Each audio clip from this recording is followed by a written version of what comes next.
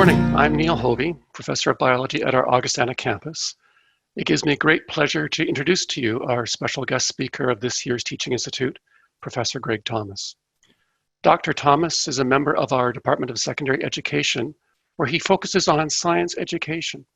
He came to our university from Australia, where he taught high school biology and won a National Excellence in Teaching Award before earning his graduate degrees at Monash University in Melbourne and the Queensland University of Technology in Brisbane. Between Australia and Canada, he spent 8 years at the Hong Kong Institute of Education, where he was head of the Department of Mathematics, Science, and Social Science and Technology. He joined our Faculty of Education in 2007, where, after a much-deserved sabbatical, he will take on the leadership role of Chair of Secondary Education next year. He is on the editorial board of the journals Research and Science Education and Metacognition and Learning, and has served as a visiting professor at universities on 4 different continents. Today, Dr. Thomas will share what he has learned from his research on metacognition and how attending to our students' metacognition will enable us to better facilitate our students' learning in a remote context. Please welcome Dr. Thomas. Thank you so much, Neil. I'm very grateful for your introduction and happy to be here. Again, thanks for allowing me to speak with you about something which I'm very passionate about, which is metacognition. And before we start, I'd just like to put a few little pieces into play here regarding my orientation in this presentation. The first thing I'd like you to know is that these are my own personal perspectives that I've built up on working in metacognition, and after hearing the term 35 years ago as an undergraduate education student. And some of my views might run contrary to other sources and directions that you may know about or have been given, but I expect that this is going to be happening in a university where we expect there to be debate about the best way that education should happen. The third point I'd like to make is that while I'm a professor in secondary education and I specialise in science education, the thoughts and the ideas that I bring together today have come from across subject areas. So they're not just specific to science education, teaching and learning.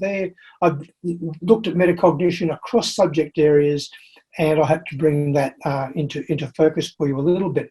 So please let me get started. Let me begin by talking with you about the goals of the session.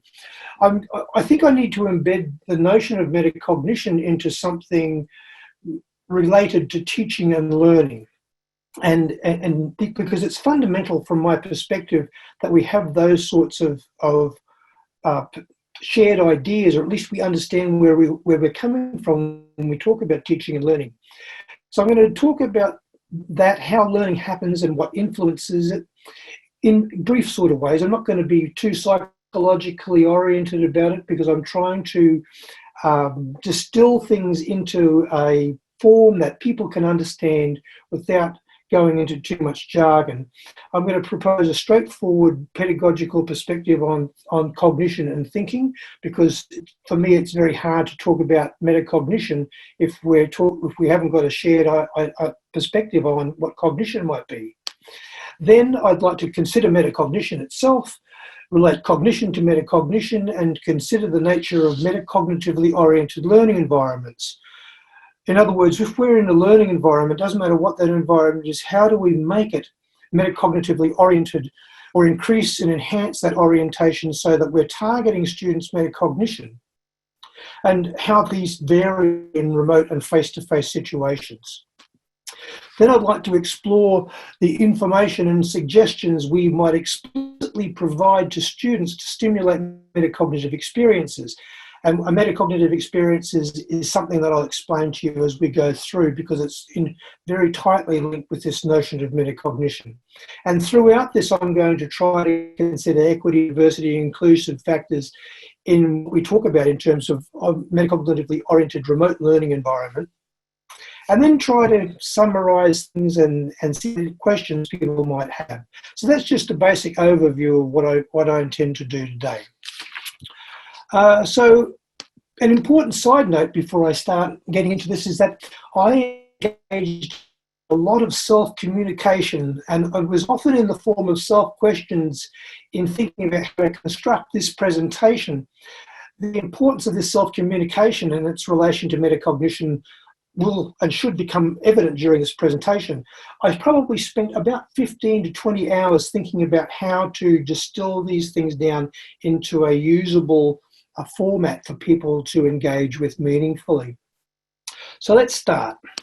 A couple of fundamental propositions regarding teaching, which are really at the heart of the way I view things, is that teachers, and when I say teachers here, I mean instructors or anyone sort of trying to encourage and develop learning in individuals, is that teachers, we provide information to students. So when we talk about what I'm doing here is that I'm providing information in a number of forms. One is a visual form, another one is an audio form, but it's still information.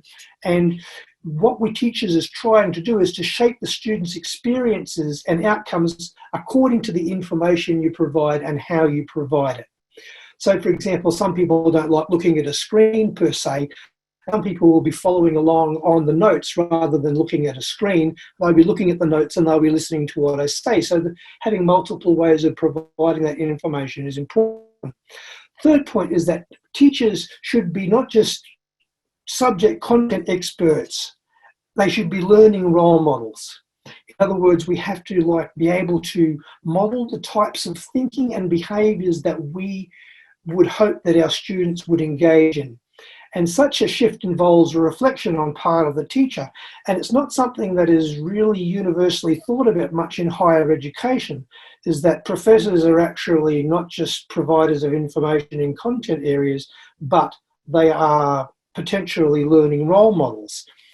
This is particularly the case at the undergraduate level, I've got to say, because as you go further into higher education, you become more associated with those who you work with in graduate studies.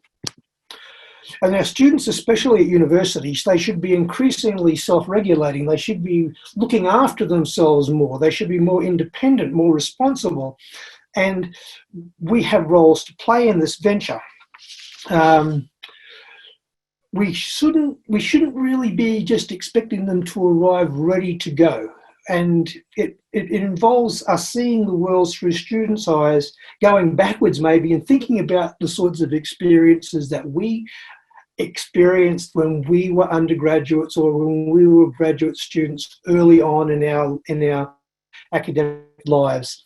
And going back and remembering what it's like to see the world through the eyes of the students, anticipating their difficulties and providing experiences that help them consciously negotiate these difficulties. So this is the sort of fundamental way that I'm looking at this at the moment. So let's talk about learning, and let's talk about how it happens and what influences it. Well, students, when we stand up and we talk in front of students, or we provide a video, or we provide some sort of learning activity or engagement that we want them to participate in, students are trying to make sense of that information that we provide using what they already know from their prior experiences to shape their own personal knowledge. This personal knowledge, and we know from our experiences as teachers that we can say the same thing 15 times exactly the same to an audience of many people. And when we ask them after what we were talking about, we get a variety of answers. So we shouldn't be surprised that when we talk with people and we try to teach them about something, that they create their own personal meaning for these types of constructs or ideas that we're trying to present to them. So when a student makes sense of this new information, it's because they can make a connection between the new information and what they already know. And this is irrespective of the subject area. And we call this notion of connecting these ideas, if it doesn't happen, then we call the information what we call inert. It doesn't react with what we already know. And for me, it's this continual reshaping and extending of what is known that I define as learning. Known in terms of attitudes, known in terms of content, known in terms of skills.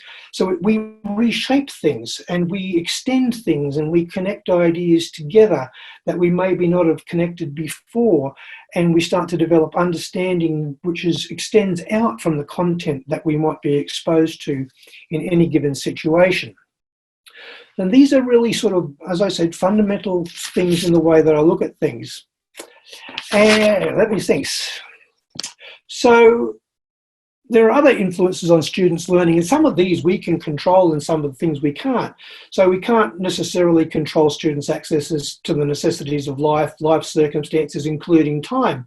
We know that our students are increasingly busy. A lot of them have part-time jobs. We can't necessarily motivate students who don't want to be motivated. Like it's a very difficult thing. When they arrive at a university situation, they're making choices to be there. We can't necessarily change their resilience and influence their persistence. We can try to encourage them. We can try to help motivate them. We can tell them that in encouraging ways that they can do things and that they can be successful. But at the end of the day, you know, as you know, if you've taught for a while, one group of students will come in and the next year, the next group of students will come in, and you might never ever know what happened to the group of students that you taught previously. There are also social and cultural variations for teaching and learning. Having spent 8 years in Hong Kong, I can realistically tell you that, you know, when you walk into a classroom in a Hong Kong university, the expectations for what happens in that classroom are often quite different to what happens in my classrooms in North America or in other places. And the final thing here is that students have difficulties with medium of instruction. For example, some people have difficulty reading, some people have difficulty listening to instruction, some people have difficulty looking and using computers, because one thing about the computer, of course, is that the computer is not a passive player in a teaching and learning process. The computer determines what you can do as an instructor or a teacher with a group of students. So that's why you have to have a platform or a way of communicating if you're going to do remote or online or blended delivery that you've thought carefully about, because the way that the students will interact with it might not necessarily be the way that you do. So there are some things that we can, just summarising there are some things that we can attend to and accommodate in a regular 13-week course.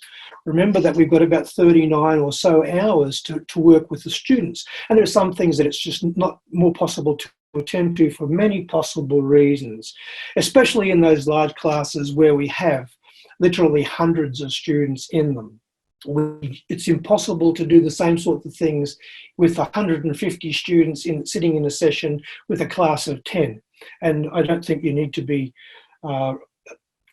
think too hard to understand that that's the case. That being so, there's no reason that we shouldn't be optimistic about helping students and trying to get to know them a bit better, or trying to understand where they're coming from. And where they're coming from now is different to where they were coming from 10 years ago, because what's happened in schools and what's happened in society has changed. And I noticed this with my own classes, that we have a variety of types of students. The variety has changed a lot more. The groups of students are more diverse, but still I'm optimistic about helping them become better learners, and this is why my continued interest in metacognition puts me here with you today. So before we talk about metacognition,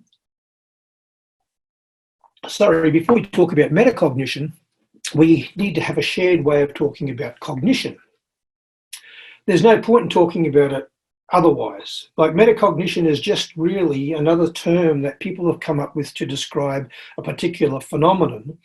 And oftentimes when we talk about metacognition, we don't consider this at all in a lot of pedagogical deliberations and suggestions regarding metacognition, because we seem to have a metacognition literature and then we have a cognition literature. And the two sometimes don't particularly get overlapped very much. So this is one of the things that I talk about in my graduate class on metacognition. I like the work of Anna Schwad in this respect. Anna is a mathematics educator, and she describes this as thinking as an individualized version of interpersonal communication, as a self-communication, and it doesn't have to be audible or visible. It doesn't have to be in words. So it's a self-communication that we engage in, that no one knows what's going on really unless we want to share it with them. So you can look at a group of students, and I'm sure that you've done this, and you're looking at them and they're looking at you, but you've really got no idea what's happening in their heads. You've got no idea what they're saying. You've got no idea what they're talking about, the images that they're forming, the videos that are playing in their head. So it doesn't have to be audible or visible. And so it's the type of human doing that emerges when individuals become capable of communicating with themselves the way that they communicate with others, like I'm talking with you now.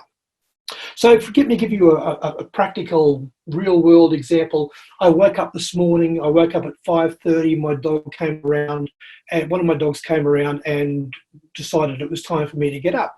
As I get up, I'm sort of thinking, okay, what have I got to do today? What decisions do I have to make? I have to be online, ready to go here around 10:30. My presentation starts at 10:45. I wonder what sorts of questions. All of these things are happening in my head. I'm not saying a word to anybody, but I'm self-communicating. What will I wear? What will I eat for lunch after this? Should I go for a bike? You see this whole notion of self-communicating. I'm very aware that I'm doing this sometimes. Most of the time I'm not, because I've internalized it and it's become. So what we're talking about here is processes that necessarily haven't become automated for students, because that's the way we're going to try to get them to improve their thinking, by improving their self-communication and being explicit about it. So my perspective is that to change our cognitive or our learning processes, we need to know about our self-communication that is related to those processes, and to look at other people's self-communications and to explore if we can adopt, possibly with modifications, some of their self-communication that we then might employ. And to do that, we need to help students become self-aware. We also, as teachers, need to be self-aware, because we need to, as I'll explain later on, have to start thinking about how we self-communicate about the act of teaching, about how we get inside the students' heads. So that being so, what do we mean by metacognition? What do we mean by metacognition? Metacognition, and there are lots of different definitions out there, but my definition of metacognition that I've used for a very long time, and that works because it enables me to be pedagogically active in relation to this concept, is that it refers to an individual's knowledge and their control and their awareness of their cognition learning processes and their knowledge of the learning processes of others. And in a lot of definitions regarding metacognition, the knowledge of the learning processes of others is left out. Then this definition reflects the importance of individual understanding how other people as well as they as individuals learn. And this is where it has pedagogical implications. Because if I want to engage in learning something, maybe just like if I was going to become a better golfer, I'd take lessons from a good learner in how I might do a particular learning in a particular type of subject. In other words, metacognition refers connecting the cognition with the metacognition now. Metacognition refers to an individual's knowledge and control and awareness of their self-communication as it relates to their learning processes and everyday decision-making, and their knowledge of the self-communication of others related to those persons' learning processes and everyday decision-making. So let's just think about that for a second. It's knowledge. In other words, because it's knowledge, it means that people come to know it according to their experiences. And all people are metacognitive to some extent. And it's not whether metacognition that people possess is right or not. It's whether it helps be successful in the environment that they're working in. And that's why I call this adaptive metacognition. For example, the type of thinking that you want people to engage in at a particular year level or in a particular subject might be different to the type of thinking that you want people to engage in another context. And an example of that I can give you is from music. For example, these days a lot less emphasis is put on memorization. But memorization is really important. You can't sort of go onto a stage and, get Google out and check out what the chords are for a particular song. You have to have memorized it.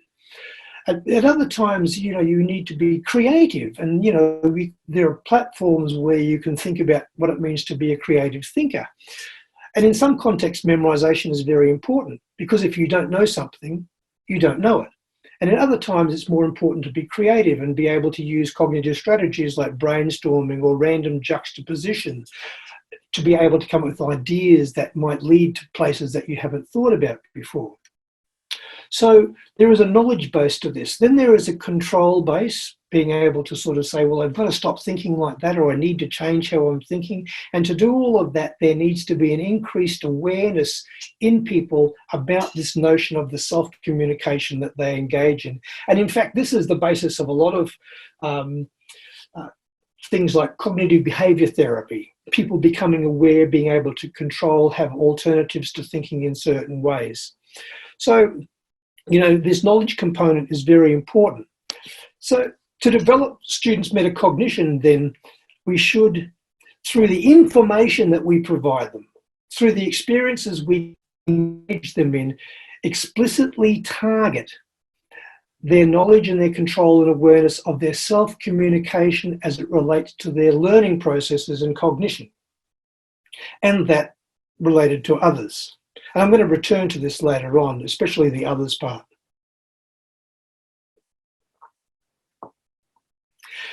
Again, we want to target this explicitly. What happens in a lot of teaching is we give students activities, but we don't really think about the thinking that we want them to engage in. And oftentimes we don't model that thinking. So for example, I'll give you an example from my own teaching. I teach people how to teach physics and chemistry. Well, that's not really me telling them how to teach it. I have to be able to explain what happens in my head, for example, when I come up with a lesson plan or when I'm going to design something, design an activity for students.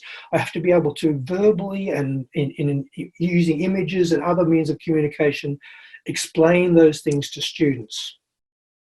So let's talk about metacognitive knowledge, because I think it's at the heart of a lot of this. Because if you don't know how, and you've never thought about how you learn or how you think, then it's hard to communicate that to other people. So metacognitive knowledge is the beliefs and conceptions about the factors that influence the course and consequences of your individual cognitive enterprise. All cognition can have metacognition related to it. So for example, if I'm in the kitchen and I'm thinking about what I'm going to cook, I need to be able to think in ways that come up with a particular type of recipe, or I need to be aware of temperature. I need to be, continually self-communicating with myself. So there's even a metacognition related to that. Mowing the yard, or, cleaning. There's metacognition related to all cognitive processes. It's not just teaching and learning. So metacognitive knowledge I categorize as three types: declarative metacognition, metacognitive knowledge, procedural metacognitive knowledge, and conditional metacognitive knowledge. So declarative knowledge is really your definition. So I've given you on a previous slide my definition of what I think learning is as an expansion and rearrangement of our knowledge and skills, etc. Thinking, for example, as I've just defined as a form of self-communication and interpersonal communication. Understanding for me is how we come to link what we already know within and across subject areas and inside and outside our classrooms and across contexts. So that's declarative knowledge. It's basically definition types of stuff. The procedural knowledge, which is what we tend to think about more when we think about metacognition, is how we learn various things. For example, how do I learn chemistry? How do I learn music? How would I learn a language? Are there similarities and differences between the ways that we approach the learning of specific subjects? And the answer, I think, to that is yes, there is, but there are also similarities. So how do I learn these things? What does it mean to think? I think when they learn by, I develop understanding by. So developing understanding, for example, is very important within the subject area, but also if you're trying to come up with a creative idea, it usually and often can mean seeking interdisciplinary connections between your own subject area and other subject areas, and that's where your understanding can really come into play. The conditional knowledge is when you use a particular type of procedural knowledge to meet your learning goals. For example, as I just mentioned, using memorization can be very important, but it's not important all the time. So there are times when you need to be able to be aware of your thinking to say, well, this is the type of thinking I need to employ in this particular context because it's related to the particular task that I'm looking to engage in. So there are three types of knowledge, and therefore the metacognition related to learning and understanding in any subject area. So this is across subject areas, is the knowledge and the control and awareness of the self-communication, and I'm going to focus here on the self-questioning that individuals engage in when they learn and develop understanding in that area. So it needs to take the form when we're trying to develop and enhance students' metacognition, we need to be able to distill it down into information that is explicit and communicable, because that's what our role as teachers is. We're there to communicate information, going back to what I was talking about earlier on. Only then, when we can communicate it in some way, some shape, some form, is it then teachable. So we have to be able to think to ourselves, okay, what do I know about how students need to learn or should think or might think in my subject area? How do I make that real so that I can teach it? And this is the challenge that we face in developing and enhancing students' metacognition. Let's talk about metacognitive experiences for a moment. Now, I would be surprised if some of the things that I've said haven't made some of the people who are tuned in think about what they think learning is and what they think thinking is, and, reflect on those types of issues that I'm putting out there for people to consider. So what I'm doing there is actually, if you're aware that you're thinking like this and you're conscious of it, that's a metacognitive experience. Their experiences related to cognitive endeavors or metacognitive knowledge. So what I'm really trying to do here is I'm trying to stimulate in you, my audience, a metacognitive experience that you then are able to reflect on. Now, I know that our colleagues at CTL are recording this, and that means that people can come back and look at it a second time and maybe see if what I'm saying resonates a little bit more or differently or not at all. I don't know. But, the point is that my purpose is to get people to reflect on where they're coming from as teachers and to think about how we can target the sorts of experiences that we might be having sitting here in the students that are sitting or either in face-to-face, blended or remote, synchronous, asynchronous type of environments when we're teaching them. So these are the key things. They're keys to developing metacognition, as they provide the raw material for reflection that might lead to the development, enhancement, change, reformation of metacognitive knowledge. Therefore, if we're going to develop and enhance students' metacognition, we need to target and stimulate such experiences in students. We may not even be aware of or able to articulate our metacognitive knowledge regarding our learning processes or any other cognitive process, because typically what's happened is we might have been aware of it once, but as we get further and further along in our academic lives, we tend to have internalized this, and it's become sort of like behind the scenes thinking. And so what we might all need to do, as we're going to do this, is we might need to go back and think about the thinking that we've been through to become successful learners, because let's face it, if you're teaching in a university, it is a little bit of a badge of success that you're able to think in certain ways relevant to your subject area that you're in charge of. My research with high school teachers has found that, and pre-service teachers is found that it's very mixed about how many people can even talk to you about what learning is or about what thinking is. And I don't know if that's the case at universities, because I've never done research with university teachers, but certainly it's the case in pre-service and practicing science teachers. So it's this self-reflection that is at the heart of improving as a thinker and a learner. how do we do this in a situation in a classroom or a remote learning environment situation? How might we stimulate these metacognitive experiences that prompt students to reflect on and maybe improve their learning processes? We stimulate them to reflect on their own self-communication. We explain that, we want them to think about that, and that relates to their learning processes and to become aware of their own metacognition and possibilities. Then we suggest that they compare what they think they know now with the suggestions that others who might be more experienced and differently knowledgeable about such matters, like their teachers, that is us. So we want to do that. We actually have to provide them with something to compare what they already know about in terms of their thinking and learning, or at least we have to make them aware that they are thinking and learning, which sometimes can be challenging.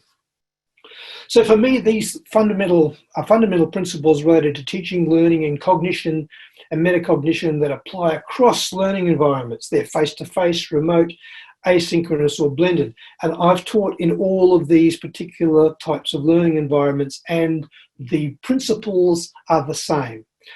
So now what I want to turn to is what do we mean by metacognitively oriented learning environment? Because when we talk about an asynchronous or a synchronous or a blended or a face-to-face learning environment, we are still talking about learning environments.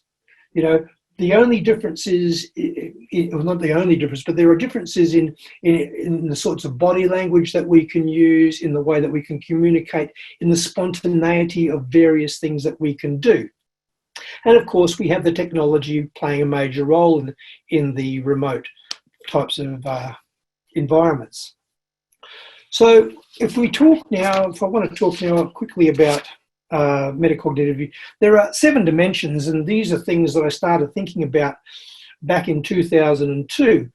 And they are metacognitive demands: student-student discourse, student-teacher discourse, distributed control, student voice, encouragement and support, emotional support, and teacher modeling. Now, the reason I've got teacher modeling in brackets is because when I started to conceptualize this around 20 years ago, the statistical validation for teacher modeling didn't hold up, and I haven't gone back and retested, but the literature now has moved into this frame where teacher modeling is now thought of as an essential characteristic of a metacognitively oriented learning environment. I'm going to focus on some of these, not all of them, and the ones that I'm summarizing, I'm going to attend to, are the ones in bold here. So metacognitive demands. In a metacognitively oriented learning environment, the teacher makes explicit demands of students to consider their thinking and learning processes. In metacognitively oriented learning environments, students talk with each other about how they learn, not just about what they learn. So this is a slight shift. Student-teacher discourse, which I'm not going to spend a whole lot of time about, is that students talk with their teacher about how they learn. The reason that I'm not going to spend a lot of time on that is because it's very interpersonal. It's a very complex type of thing that really is best done in small groups or one-to-one, which can be difficult to sustain in a remote learning environment. Distributed control, I'm not going to spend a lot of time on, is because it's when you have an extended period like a year with a group of students, and they come to be responsible enough to engage in planning their own types of learning and assessment. Now, that's a great idea, but I've got to tell you that in my teaching, I've done very little of allowing students to plan their assessment because I have particular goals for them as learners. Student voice, I'm not going to spend a lot of time on either, because it's when students are able to voice concerns over issues affecting learning. This does have EDI repercussions, but I think that most professors are amenable to students talking with them about the difficulties that they have. For example, a difficulty with learning in a remote learning environment. Teachers' encouragement and support and emotional support, I think I'm hoping that the teachers that I'm working with and that I'm teaching with are encouraging and emotional emotionally supporting, that they trust each other, that they care about what's going on with each other, that the normal social protocols are observed. And building on what was the previous presenter said, I think we're moving as a society in a direction where those types of emotional encouragement and supports for a diverse range of learners and individuals is becoming more important for us to consider. And I'm going to talk a little bit about teacher modelling, where teachers model thinking and learning processes relevant to learning in their specialist subject areas. So metacognitive demands is the key thing. If I go into a classroom and I want to work with a teacher or some teachers to change the learning environment so that it becomes more metacognitively oriented, I begin by focusing on the metacognitive demands. And so the question then becomes, how do we make explicit demands of students? Well, the answer is we use prompts. A prompt is a request because we can't make the students do something. A prompt is a request for students to strategically self-question, which is self-communicate, about their thinking and learning at various stages of any learning activity. So it's a request for them to strategically self-question about what's going on with their learning at particular stages. And successful students often use such dialogues, but they're not going to be particularly aware of it. So I'm going to distinguish three forms of various prompts, each one relating to various stages of a learning engagement. And what I've tried to do here is I've tried to make these pretty straightforward.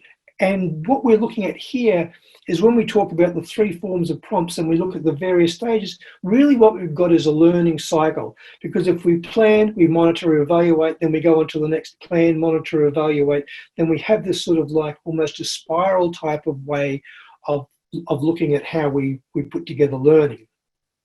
So this is a lot of what teachers do in a classroom situation. They plan what they're going to do, then they monitor what happens in the classroom, and then they evaluate whether their teaching was successful or not.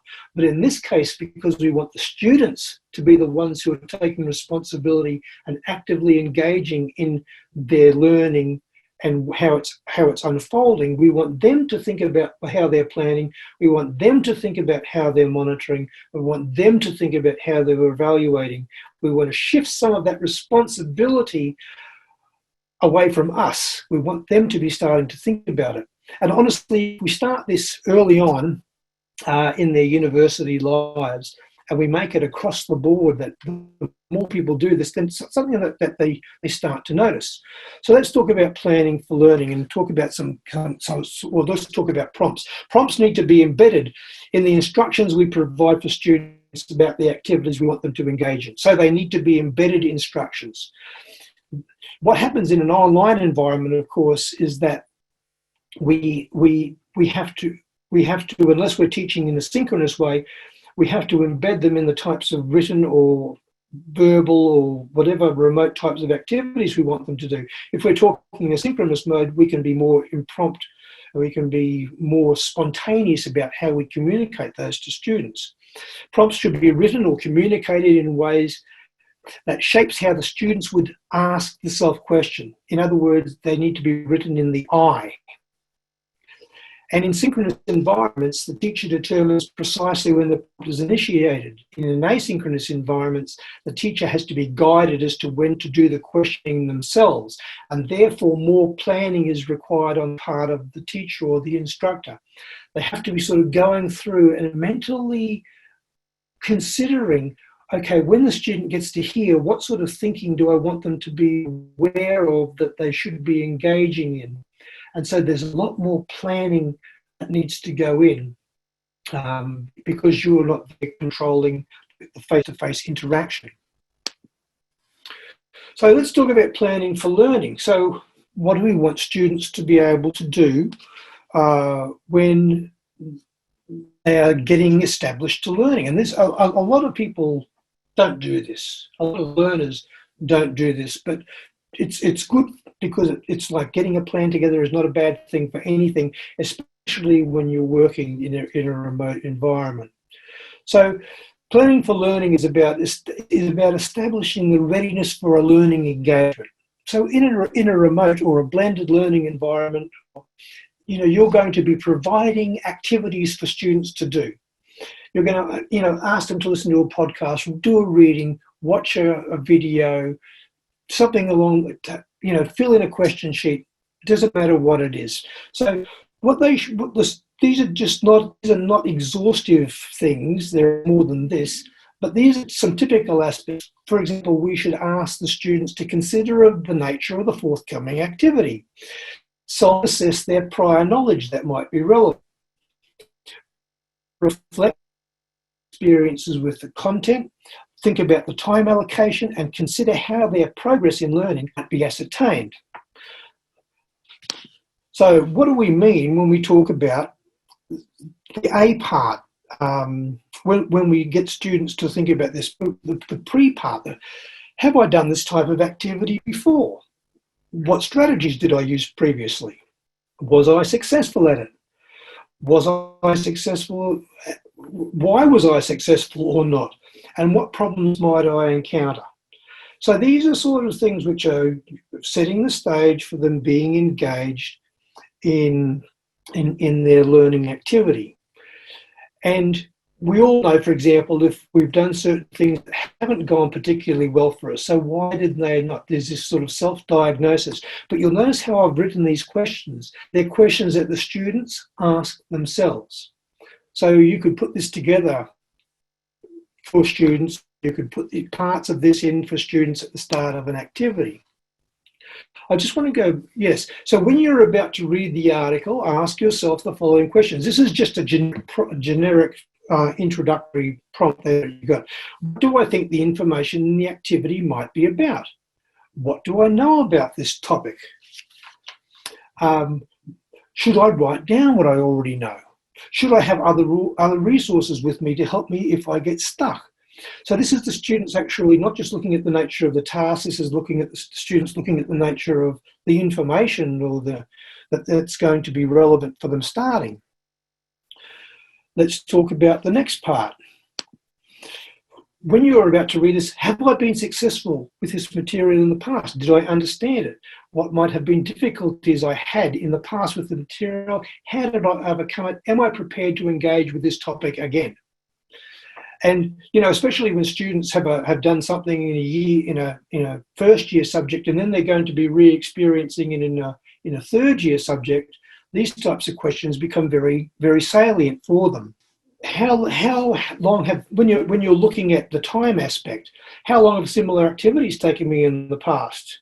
How long is it supposed to? Do I have enough time to do it, or should I break it up? So, good learners, good thinkers, think about these things in advance, but then when it comes to it, sometimes they ignore them as well. And we know that we have to plan for time because time is important. And one of the things about the remote environment is that students have to be organised with their time because the time is not being set up for them to go to class, so to speak, especially in the asynchronous mode. And the last part of this preparing for learning part is, how will I know if it's making sense? What are the tasks I need to do to show my learning to the teacher? Am I comfortable with it? So looking at the task as part of the preparation. What is my plan if I run into difficulties with the material or the task? So these are sort of the self-type of communication questions that good learners would typically ask themselves before they engage in a particular type of learning engagement. So let's move on now to what we mean by monitoring learning progress. Monitoring learning progress is about students ascertaining whether they are meeting yours and their own expectations for learning and task performance. So there's some typical aspects there. Assessing new information and the evidence for it against existing knowledge, creating artifacts that provide a record of new learning, and seeking assistance when difficulties become evident, and regularly referring to the task requirements, beginning and continuing with the end in mind. What sort of questions might we ask the students to self-consider in that situation? Once again, I've just changed the the top rider on all of that, so that just to give it an introduction that you might be able to use. You can just modify it for whatever activity you're putting together. How does this information presented compare to what I already know? Making them explicitly try to see connections between what's new today and what's happening now. What is the nature and the quality of the evidence and the argument and the authority on which the new ideas are being presented and based? And this has to do with critical literacy. Do I need more evidence for the claims being proposed? If so, from where? And we live in this sort of fake news type of misinformation era, so to speak. So these types of questions are important for students to ask. As we are reading this article, how can I summarize? Do I take notes? Do I underline things? Do I do a mind map? Do I précis it? Do I write it in my own words? Do I rewrite what the instructor is telling me? How will I record it? How will I remember what I've learned? Because it's not just that moment of learning. We want the students to actually remember and understand what's going on. If the script for students see is, when do they seek assistance? If I'm having difficulty, how far am I prepared to proceed before seeking help? What support is available for me if I'm having a difficulty with some part of this task? You want them to be as resourceful as possible, because you don't want a million emails necessarily. So I'll get onto that in a little bit of time. So do I ask my teacher? Do I have a fellow student, a past student? Do I use other resources like an alternative video or a text? And then really importantly, what questions should I ask others? I don't know how to do this is just not really a good thing to say to someone. You should respond, and I'll give you some suggestions for how to respond a little bit later. And this is the relating to continually going back to look at the task that the students are going to be asked to do at the end. And one thing I tell all of my pre-service teacher candidates is that everything that they do should have a terminating task related to it, whether it's a reading activity, a laboratory, anything needs to have some sort of terminating task. Am I keeping an eye on how and what I'm doing relates to the final task of this activity? Should I be doing the final task gradually, or should I leave it all to the end? Can I foresee issues that I might face?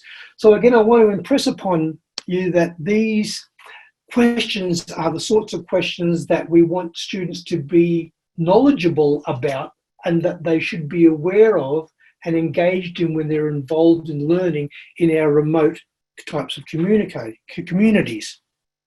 Then there's the last one here, which is about evaluating learning. Evaluating learning is about ascertaining if the students have met yours and their own expectations. And there's pre-submission, before they submit it, then there's changes, there's the more like epistemic types of in-depth things. Have they had changes to their knowledge and understanding of skills? And then when they get their work back, what do they do then? So in terms of pre-submission, and these are things that we might think that students get, but we know from experience that students hand in work that does not reflect what we've asked them to do. Does my work reflect what I've been asked to do? Does my work meet or match the criteria for the assessment to a standard I think is in line with that of my teacher? Are there ways I can check that my work is of a standard that is acceptable? This is before they hand anything in. This is the sort of questions that we'd like them to engage in. This is the more self-reflective about the growth in their knowledge and understanding. What have I learned that I didn't know before? Have I made a record of this? Has what I've learned changed my view of the subject area? What am I still unsure of? Do I still need to attend to this? And if so, how can I do this? And then finally, when the student's work is returned, how did I go? Did my grade mark match my expectations? If not, why not? And in metacognition research, we call this calibration. We call it, is their work matching their expected mark, matching what they think they should get, and getting students to explore that. What have I learned about myself as a thinker and learner in this specific subject area and or in general? And if I was going to do this all over again, what would I do the same and differently? This is a question that we often ask at the end of Masters and PhD oral examinations. But it's a question that we should be asking all of our students to consider when they get their work back, because we don't want them just throwing out the completed work into a corner of their room somewhere. So there are a couple of caveats with all of these. These questions can be put to students in any instructional format: face-to-face, blended, synchronous or asynchronous. And when and how we ask them depends on the format. You can make them verbally, in writing, or both, depending on the media you choose. For example, if I'm teaching asynchronously, I can embed them in a written form on task sheets, or I can do them orally in podcasts or videos. And the more times you do these things in your class, the more times the students take notice. I know this categorically, that students pick up on differences between teachers. They can say, this teacher taught, their teacher's talking to us about this. Oh, I've never thought about that before. I've never been asked to think about that before. And when I go into schools and talk to pre-service teachers about this, most of them have never been taught to think about this before. So this is not something that is widely put out there, but it can go into any type of format. So let's talk about student-student discourse and some suggestions for people. I think it's really important in terms of supporting diversity, inclusion, that students have the opportunities to discuss their thoughts on these self-questions and, of course, the content with other people. So, I think that it's important that we try to set up synchronous or asynchronous study groups, blogs, Facebook pages, so that they're able to talk about the ways that they're approaching learning in their courses in the remote environments. We still need to be trying to create some sense of community for the students to be able to support it. And I've used blogs in the past. I haven't even used the university's courseware. I've just used Blogger in some of my courses to be able to do this, so that people can have a running diatribe about things that have been successful or not in their work. And so I think that this is where in these online spaces they can share ideas about the material and how they're coping and how they're attending to it. And we know, even if we read the newspapers, or we look at the news online, some students have really struggled with this remote learning and not being able to associate with people. And so we need to think of ways that we can get students to be able to talk with each other about these issues, and to let them know that other people are also potentially struggling or being more successful, and try to get them to understand why both scenarios might be happening. Student change is hard, and we know that because changing teachers is hard, especially if they come from a barren place in terms of this type of thinking. In your first year classes, where you have large numbers of students, it's typically, you're going to find that this has not been focused on in many high schools, irrespective of course, country, or culture. And this is despite us knowing that such self-questioning is a key characteristic of the decision-making of good learners. Oftentimes the reason people don't learn well is because of the decisions that they've made, because of the self-questioning that they're either engaged in or they haven't engaged in, but it's often to do with decision-making on the part of the learner. Let me come now to the last couple of things, the teacher modelling. And you will infer that I consider it's not sufficient to simply provide content information to students in our courses. Students come from numerous backgrounds with varying content knowledge and skill sets. Very, very wide sets of knowledge and skill sets. They're a hugely diverse group of people. And I've noticed this diversity increasing over the time that I've been in education and in teacher education. So we shouldn't assume that just because they're at university that they are ready to be successful, that they're all ready to go, that they've all been taught these things at high school, because they haven't. They still need to be taught about what success means and what success looks like. And as a teacher or as an instructor, you're an example of that success that they should aspire to. And that is where our modelling becomes important. So questions for you as an academic to ponder. How did I become successful in my field? And besides hard work, okay, besides the 10,000 hours or more you may have put into it, how did you become successful? What were the processes that you went through? And there is a program which was out around in the 1980s and 90s called High Performance Dynamics. And what it looked at is okay, if I'm successful in one area and I want to be successful in another area, what sort of things made me successful in one area, and can I transfer those to a new area or a new subject? And this is the sort of notion about why it's important to understand how you became successful in a particular field. What thinking have I employed to achieve that success? And once again, I think it's important to be able to write that down. How did I overcome any learning difficulties I faced in my journey? And if I had to explain to another person how I learn in my subject area, what would I say? What would I say to someone if you were going to sit down over a casual meal and explain this to someone, which of course it would be a fairly boring casual meal. But if you were going to do this, what would you say to people? You know, how would you explain it to people in a way that they would be able to know what you're talking about? And lastly, and really importantly, what does it mean to understand my field of study? You know, this gets into a murky area, or not a murky area, but an area which is more theoretically based at the moment, which we don't talk much about in metacognition research, which is epistemic metacognition. What does it mean to know my field? What does it mean to become an expert in my area? And how could I explain that to other people? So if you think about your answers to these questions, you come to know yourself more as a learner. And that knowing yourself more as a learner is important to do before you can know yourself as a teacher in any learning environment.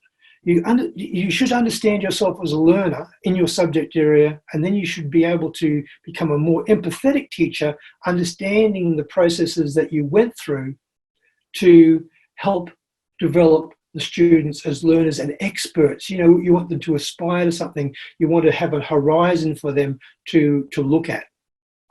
The next question then becomes, how do you story your answers to those questions, and how can you share your metacognition, especially your metacognitive knowledge and your experiences as a learner with the students? So in my own classes, I will talk with my students and I will tell them stories about the things that happened to me when I was learning, and I'm still learning to be a teacher. And, you know, after I've done this presentation today, I'll sit down and I'll think about it a lot. I'll wonder what went well, what resonated with people, what questions people might have, and try to imagine myself in the situation that you, the learner, are in listening to me speak about this stuff.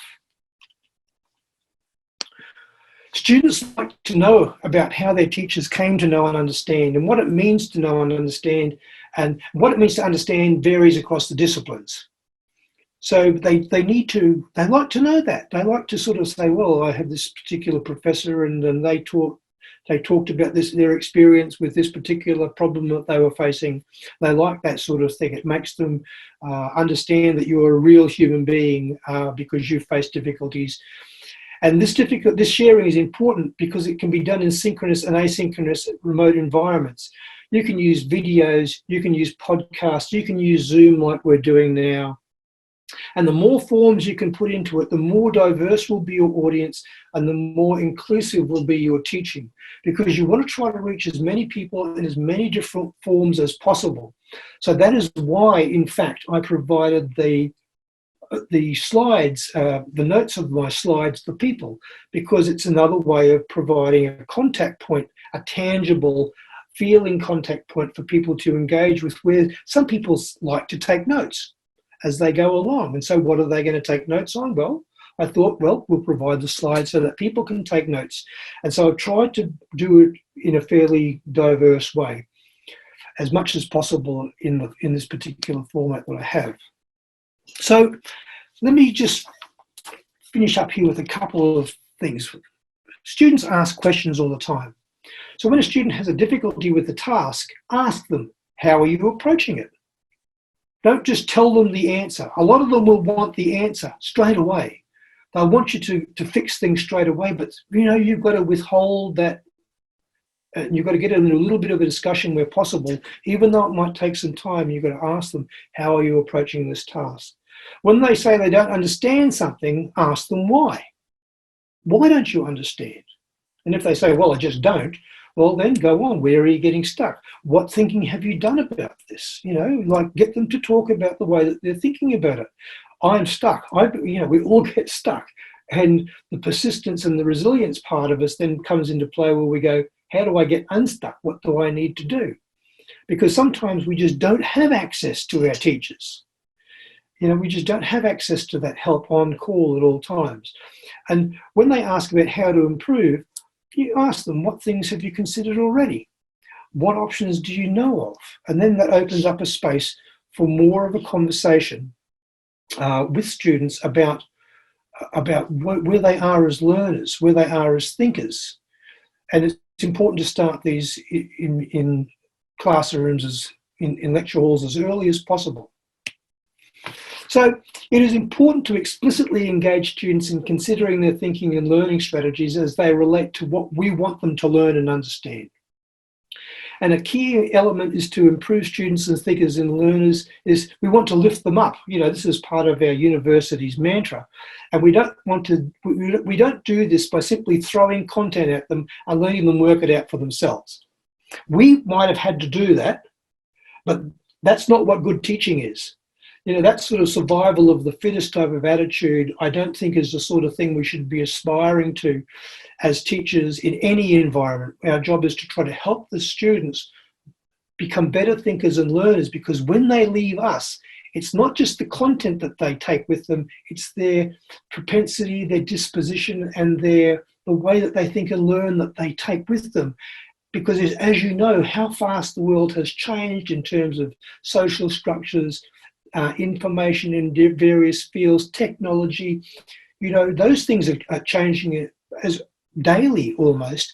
And so the content that we're teaching them is going to be relevant and have a much shorter lifetime in many instances than it has had in the past. So good teachers are doing different things now to what they might have been doing or might have been considered good teaching at some stage down the track. So I'd like to close this part of my presentation and hope that I provided some suggestions for people to consider. I think for EDI it is important to have some sort of synchronous and some sort of asynchronous remote instruction. The more forms you provide and the different access points for students, more points and different access points, it's going to help more students to be able to consider and discuss their learning. But how to blend them is a key consideration, and that's where a lot of people, I suppose, get stuck.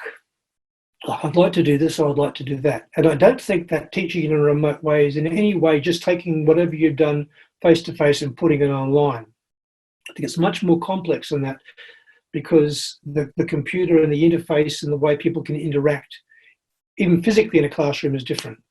So this is what I would do, and this is what I do. I would stagger some synchronous times to accommodate students' locations as much as is reasonably possible, treating them much like office hours, and I have most of my course in an asynchronous mode. To do that, you have a lot of front-end loading. There's a huge amount of preparation that has to go into it. But the good news about that is that once you've prepared something in an asynchronous mode, it's actually probably easier to take it back to a face-to-face mode than the other way around. So there's a huge amount of work to be done to get things to operate asynchronously, but I think it's something that's there and you'll always have it. I would give clear indications to students on when I would reply to emails for my courses. Like, I'll reply for emails between these hours and these hours. And I wouldn't be on call 24/7 for my students, because that's just not a reasonable expectation in any way, shape or form for any teacher in any context. I would embed my prompts and my learning stories in the materials I provide for students in as many forms as possible. And I would give timelines for students as much as possible, especially that, because what we're talking about is students not having a regular type of learning environment where they go to class. We're talking about them having to be actually responsible for the types of activities that they do, to take responsibility for organising themselves. And this is a good thing, because that's what they're supposed to be able to do at university. They're supposed to be able to organise themselves to get stuff done. But I would still have a schedule worked out. So these are the tasks for this week. Here is the, I give them an outline so that you're teaching them about how to schedule, how to timetable. Because trust me, a lot of them have not had that type of teaching happen to them. I'd make it clear to students that the planning, monitoring and evaluation are important, and their responsibility, increasingly their responsibility. And I would set clear guidelines for myself regarding the forms and extent of the assistance I'm able to provide for my students in any higher education environment. And that's to preserve my mental health. And so I think you need to sit down and reflect on how much assistance you're able to provide in a remote environment, because it's going to be different than what you can provide in immediately after a face-to-face class conversation that might resolve a problem in 30 seconds. That's why I think the synchronous online part, whether it's through a Skype or Zoom or Google Chat, which we can use, is really important, so that students can connect with you and be able to share their issues with you. But at some stage, you've got to do other things as an academic and as a professor and as a human being. That means you have to be very clear about the extent of which you could help other people at particular times. And I would try to learn more about how to help students become successful learners. And on that note, Neil, who introduced me previously, on the CTL website, there is a podcast there. And also, one thing I forgot to mention is that in the ERA, the Educational Resource Archives at the University of Alberta, I've posted a what I call a bibliography on metacognition and other related stuff that is there. And if you send me an email and you'd like it, it's called Metacognition on Bibliography, as at the 15th of May 2020. And it's got about 1,000 references that people might find interesting if they're interested in taking this a little bit further. So with that, I think that I'd like to thank everyone. There's the reference for Anna Schwarzberg, Thinking is Communicating, if anyone's interested in reading that. And I want to again thank everyone for participating virtually with me today, and thank the wonderful people at CTL for making this all happen. Okay, one of the things I've got here, I'm interested in deliberate practices of metacognition and measure its. There's two questions.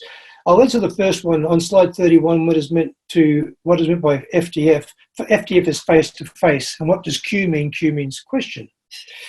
So yes, the question is, I'm interested in the deliberate practice of metacognition and measuring its impact on student performance. Okay, so how would you do that? Well, unless you're setting up a randomized trial with control groups and placebos, it's actually difficult to do in a scientific manner, if you know what I'm talking about. But I think the teachers that I've worked with, they know when the students are doing things differently. The problem we have in universities is that we don't often have an extended period of time with a group of students, and we often have large populations in our classroom. But how do I know that it's made a difference? I can tell you honestly, categorically, that students in my course evaluations tell me that my courses are different because of the type of thinking that I ask them to do. And I know from my past students that when they go out to become teachers, that it might take them a little while to be able to use some of these ideas in class, but when they do get to do it, they're changed. And the students are changed, because when the students become more independent and self-regulating and metacognitive, the reliance on the teacher, both in terms of quantity, but also in terms of the type of reliance on it changes. And you as a teacher, if you're in tune with what's going on in the class and around you, you pick that up. So in terms of actually having measurable outcomes, given that you have a 13-week course, you might not teach the same course year on, year on, year on. It's going to be difficult to ascertain for yourselves any change in the student's performance unless you're keeping some sort of record of what's going on over a number of year period or across cohorts or those sorts of things. How can the students take control? Well, like one of the things I'm always bemused by is when people say, well, the students don't like what I do. Well, this is some of the students that don't like the sorts of orientation that I take in my classes either. But that's usually a very early on type of there's usually very on in the process type of way that things happen. Over a period of time, like I've honestly had students in my class when I talk about my orientation to the class, I've had them ring up and ask to get out of my class. And then an hour and a half later, they change their mind because they start to understand it. But I think as a teacher, you determine what happens in the classroom according to your own priorities. And that's important, that you take control of those priorities and what you do in the classroom. So the students, they don't even know that I never mention the word metacognition to them or students for quite some time until we actually start to talk about the type of thinking that they've engaged in, and then they can see that there's some sort of difference that's evolving there. So these are the less measurement type of things, and they're more understandings that you start to gather from students that are different maybe to students in the past. I find it interesting that it seems to be a student-centered teacher requires that we closely attend to students' metacognition. Is it possible to be a student-centered teacher and not attend to their metacognition? Well, yes, I think it is, because I think it depends on what our focus is.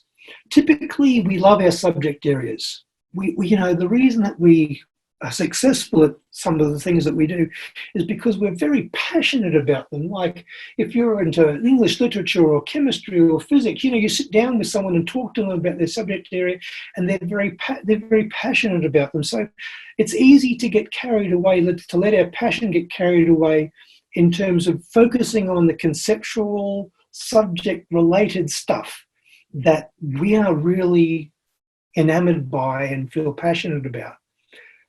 But that focusing on that doesn't necessarily help our students to become better learners of what we're trying to teach them. We've had people. I'll give you an example. I worked on a project with Professor Meldrum in physics, who I think is a spectacularly good teacher. And when we were redesigning the laboratory courses, he was very interested in predicting the type of thinking that the students would engage in when they were doing laboratory exercises. So in actual fact, he was actually trying to manipulate it so that they would think in certain ways that they were maybe not necessarily comfortable with about the physics. So he was developing their metacognition as it related to the physics. He was particularly focusing on the thinking and not just the concepts. And I think that is where you can be student-centered in a number of ways. You can be student-centered in relation to your focusing on the concepts, or how you get the students to think about those concepts. And I know from talking with those students who were doing physics 124 and 126 that many of them struggled because they were being challenged to think in ways that they hadn't thought about. In other words, they were engaged in trying to understand these metacognitive experiences that had been put on them.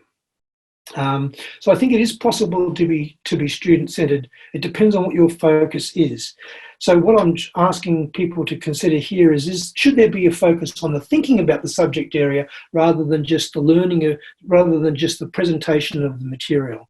do you include specific learning outcomes of metacognitive in your courses and assess them? I think it's very difficult to do that. I don't do it personally. I ask students to fill in a reflection sheet, which is an artifact that shows that they're thinking over the period of term, and from that I'm able to infer the type of thinking that they've engaged in, and they can also tell me if their thinking has changed over the course. And I think that's just as valuable as putting something into assessment. We assess for the outcomes of the course that we want. We use metacognition to help students to achieve the outcomes of the course that we want. We want the students to be successful in the subject areas that we are teaching in. So that's really what we want to be focusing on. So any way that we can help students reflect and think about their learning processes, any way that we can reflect and think about the students and their learning processes to help them to be more successful, to learn and understand the material we want them to learn, that's the ultimate goal. The metacognition is not the ultimate goal. Metacognition is part of the process that we want to engage them in, or get them to engage in, so that they become more successful at the things that we want them to know about. So it's a sort of pathway. It's sort of like a stepping stone to helping them be more successful. Thank you so much for sharing us. I always learn so much from you when you talk about metacognition. So thank you, everybody. Please join me in thanking Dr. Thomas. Thank you so much, everybody. Take care.